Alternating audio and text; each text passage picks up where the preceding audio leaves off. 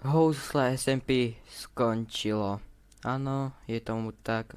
Housle SMP božiaľ skončilo. A ja vám poviem, čo som stihol, kým som nenatáčal. Prvá vec, získal som si svoj najlepší armor. Full Protection 3 s Mendingom a Sharpness 3 a Fire Respect Match. Čo je za mňa dobre.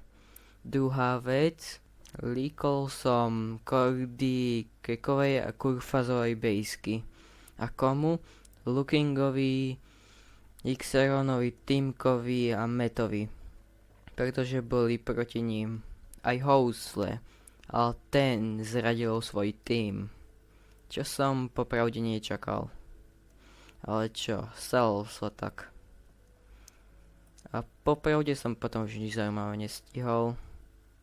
Neviem, či sa im podarilo raidnúť base, lebo som posledné dve sessiony chýbal, čo je dosť smutné.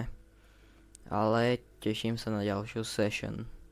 Takže nezabudnite hodiť na tento short like out bear a vidíme sa u ability SMP.